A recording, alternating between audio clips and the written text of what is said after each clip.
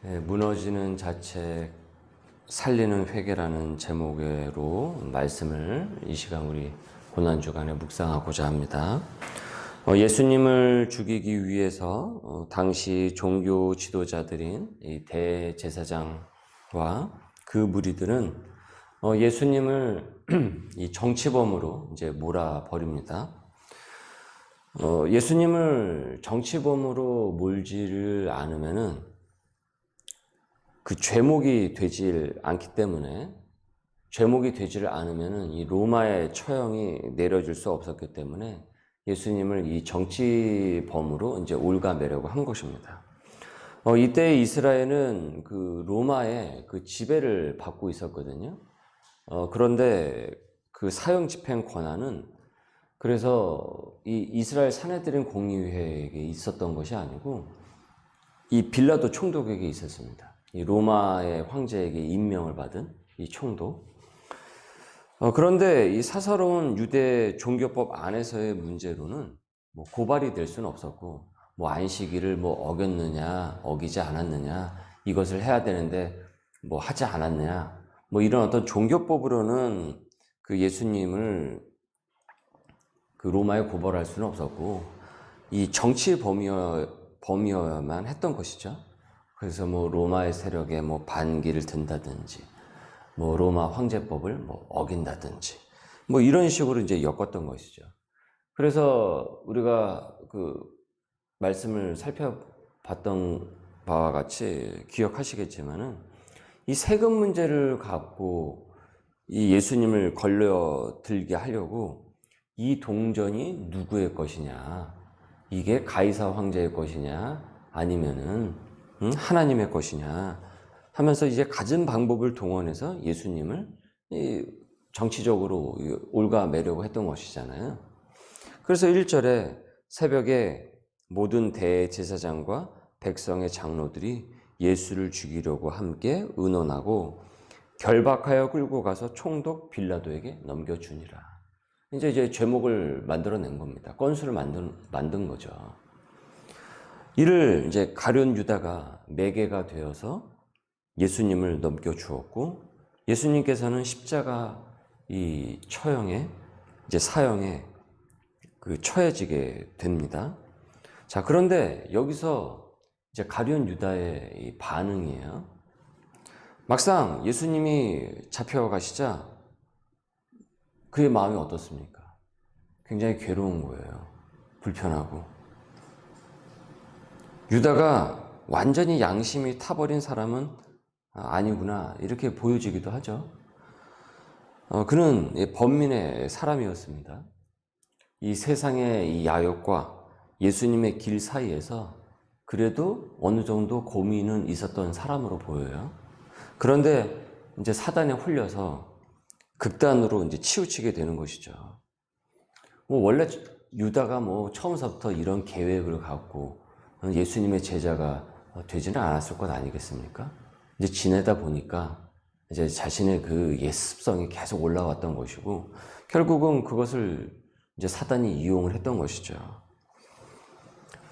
그런데 이제 여기서 막상 예수님께서 붙잡혀 가시고 뭐 핍박을 받으시니까 이제 그 모습을 봤는지 또 제자들은 막 뿔뿔이 흩어지고 공동체가 파괴가 되어버렸잖아요.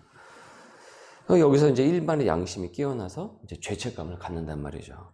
3절에 그때 예수를 판 유다가 그의 정죄됨을 보고 스스로 뉘우쳐 그 은 30을 대제사장들과 장로들에게 도로 갖다 주며 이르되 내가 무죄한 피를 팔고 죄를 범하였도다. 자기가 지은 죄를 이 순간에 깨달은 거예요. 사람이 그렇다니까요. 예수님께서 그 떡과 잔을 나누실 때, 최후의 만찬 때 유다가 뭐라고 그랬습니까? 저는 아니죠 라고 태연하게 그렇게 얘기하고 있지 않습니까? 예수님께서 이 중에 나를 팔 자가 있다 라고 미리 고지를 하셨을 때 그때 깨닫고 마음을 돌이켰으면 얼마나 좋았겠어요. 근데 그때는 그런 생각이 들질 않는 거예요. 그때는 양심이 없어요. 그런데 막상 자기가 할 거 다 하고 난 다음에 그 다음에 마음 가운데 어떤 게 생긴 거예요? 후회와 이 죄가 떠오르게 된 거예요. 그러니까 여러분 우리는 항상 이것을 경계를 해야 되는 거예요. 그러니까 짓기 전에 깨달아야 되는 거예요. 짓기 전에. 근데 짓고 나서 자꾸 우리는 깨닫는다는 거죠. 자꾸 타이밍을 그렇게 맞추지를 못해요. 그래도 이 유다의 지금이나마 이 모습을 보면은 그래도 이 대제사장들 그룹보다는 이 무리들보다는 좀 유다가 나아 보이지 않습니까? 양심은 있잖아요, 이 순간에. 그런데 여기서 양심의 그 끝은 무엇입니까? 지금 유다에게 있던 양심의 그 끝은 무엇이에요, 이 순간에? 자살이에요, 자살. 5절에 유다가 은을 성소에 던져놓고 물러가서 스스로 목매어 죽은지라. 오페라의 유령을 만든 극작가 앤드류 로이드 그 웨버는 이 유다를 보면서 영감을 받아가지고요. 그 유명한 락 뮤지컬 그 지저스 크라이스트 슈퍼스타를 그 만들었어요. 거기서 가룟 유다는 혁명가로 이 미화돼서 그려지고 있습니다. 이 뮤지컬을 우리가 이제 동의할 수가 없는 거죠. 그 부분을 차용을 했다고 하더라도. 그러니까 사실은 그건 복음적이지 않아요. 우리가 착각할 수가 있는데 그 내용을 보면 전혀 복음적이지 않습니다. 그러니까 마치 뭔가 유다가 그 어떤 혁명가적이고 무언가 민족에 대해서 뭐 고민을, 왜냐면 그때 당시에 로마와 이스라엘의 그 관계 자체가 그 유대 민족으로서 느낄 수 있는 그런 어떤 민족주의적인 그런 어떤 혁명가. 근데 사실은 그렇지 않거든요. 그는 이 마지막 이 순간에 죄책감을 갖기는 했는데 예수님을 판던 은 30을 지금 어디로 이제 다시 갖고 가냐면 대제사장들과 그 무리들에게 도로 갖다 주면서 자신이 죄를 범했다라고 지금 얘기하고 있습니다. 유다는 여기서 이제 큰 실수를 또 합니다. 돈으로 문제가 지금 생겼으면서 또다시 돈으로 문제를 해결을 하려고 했던 거예요. 그러면 자신의 죄가 뭔가 덜어질 수 있을 것이라고 생각을 했던 겁니다. 그러니까 돈을 자기가 예수님을 팔고 그 은 30을 갖고 가지 않았습니까? 근데 여러분 이 은 30이 무슨 로또와 같은 그런 큰 돈이 아니에요. 무슨 인생을 뭐 확 바꾸는 그런 큰 돈도 아닙니다. 따지고 보면 그렇게 큰 돈도 아니에요. 근데 어쨌든 거기에 이제 눈이 멀어가지고 그 순간만큼은. 그래서 이제 자기가 갖고 왔잖아요. 근데 도무지 이걸 갖고 있을 수가 없는 거죠. 마음이 괴로우니까. 그래서 지금 그거를 던져버렸지 않습니까? 거기에 준 거예요. 그러면 자신의 죄가 조금이라면 어떻습니까? 마음의 부담감이 덜어질 수 있을 것이라 생각을 한 거죠. 근데 그렇지 않은 거예요. 그래서 그들에게 대제사장과 그 무리들에게 갖고 갔는데, 그 장로들에게 갖고 갔는데, 마치 이 모습은 어떻게 보여지냐면요. 대제사장들과 그 무리들이 마치 죄사함의 권위를 갖고 있다라는 듯이 지금 이 사람들한테 또 가고 있었단 말이죠. 갔단 말이죠. 여러분, 그들이 용서하고 사하면 유다의 그 죄가 이거 없어지는 겁니까? 사해지는 것입니까? 어차피 똑같은 놈들인데, 그 밥에 그 나물인데 거기서 양심 고백을 하면 무엇을 하겠습니까? 또 하나는 유다의 죄의 고백도 두루뭉실하고 명료하지도 않습니다. 구체적이지 않습니다.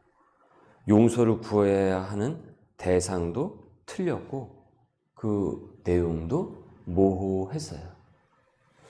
그는 예수님을 찾아가야만 됐습니다. 예수님을 이 순간에 찾아가야만 했다고. 대제사장들과 그 장로들을 찾아가는 것이 아니고 지금 예수님을 찾아가야 했단 말이에요. 그리고 같은 동료 형제인 제자들을 찾아갔어야 됐단 말이죠. 여러분, 죄의 고백이요, 구체적이지 않고 그 대상이 분명하지 않으면 그저 자책감, 죄책감만 들 뿐입니다. 그래가지고요, 그 죄가 해결이 안 돼요. 사해지지를 않아요. 사죄의 은총을 누리지 못한다라는 것이죠. 여러분, 사단은요, 죄를 짓게 하는 것에 있어서도 굉장히 교만하지만은 그 죄책감으로 인해 일어난 그 양심을 처리하게 하는 그 방법도 굉장히 교묘합니다. 여러분, 여기에 말려들면 안 됩니다. 대제사장과 무리들을 찾아간 유다는 결국 그들에게 가서 본전도 건지지 못합니다. 그들에게 찾아가면 그래서 그 은 30을 던져놓고 오면은 무언가 경감되고 올 것이라고 유다는 생각했을 것이란 말이죠. 4절을 보십시오. 이르되 내가 무죄한 피를 팔고 죄를 범하였도다. 무죄한 예수님을 내가 죄 없는 일을 내가 그렇게 만들었다. 그러니까 그들이 이르되 그것이 우리에게 무슨 상관이냐? 무슨 상관이냐? 네가 당하라.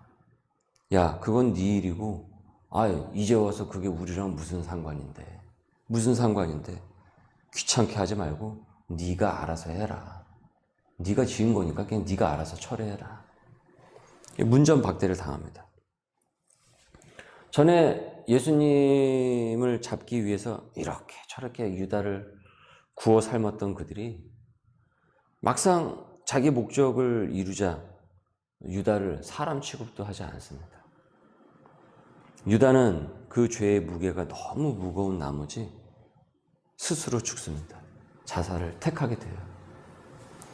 여러분, 나는 나의 잘못을 어떻게 해결하고 있습니까?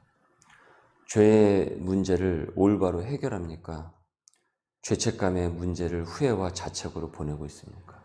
회개로 나아가고 있습니까? 죄의 고백이 구체적입니까? 여러분, 자책은 무너지게 하고요. 회개는 살립니다. 그리고 내가 잘못을 저지른 그 대상을 또 살리는 거예요. 왜냐하면 그 회개는 하나님 앞에 고하고 그 사람 앞에 고하라고 얘기하고 있거든요. 고난에서 여러분 벗어나는 길은 그 죄척으로부터 벗어나오는 길은 회개입니다. 회개. 진정한 회개. 구체적인 그 회개. 주님은 죄인을 위해서 이 땅에 오셨다라고 했습니다. 여러분, 죄인을 죽이기 위해서 이 땅에 오신 것이 아닙니다. 죄인을 살리기 위해서 이 땅에 오신 것입니다. 유다는 끝까지 주님의 마음을 몰라요. 주님의 마음을 끝까지 모릅니다. 너무 무지해요.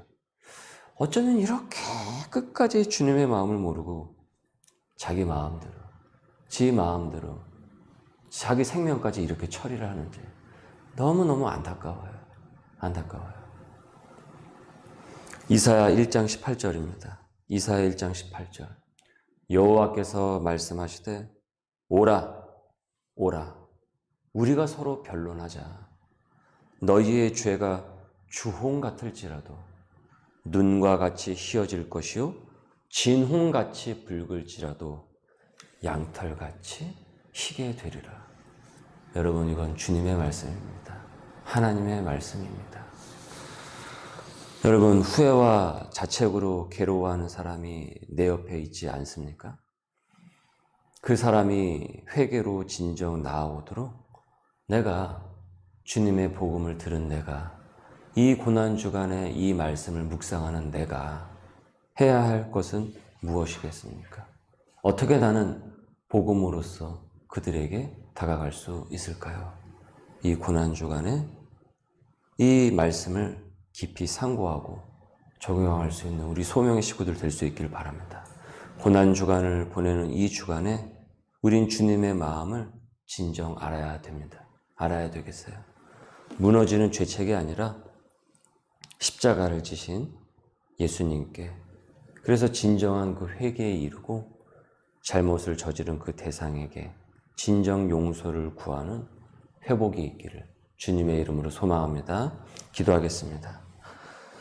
주님, 살다가 넘어져도 죄책과 자책으로 끝나지 않고 진정한 회개로 적용하며 살아나게 하여 주옵소서. 모호한 말로 내 죄를 덮고 지나가려는 비열한 그 인간의 모습이 지워지게 하여 주시고 그 옛사람이 없어지게 하여 주시고 말씀으로 다시금 거듭날 수 있는 새 사람으로 나아갈 수 있도록 역사하여 주시옵소서. 주님, 이 세상을 보면서 내가 어떻게 복음의 사람으로서 살아나가야 될지 오늘도 깊이 깨달아 알 수 있고 이 고난 주간 가운데 다시 한번 우리의 마음의 모든 것들이 주 은혜 안에서 깨끗이 씻음을 받고 나아갈 수 있도록 역사하옵소서. 감사하며 예수님의 이름으로 기도드립니다. 아멘.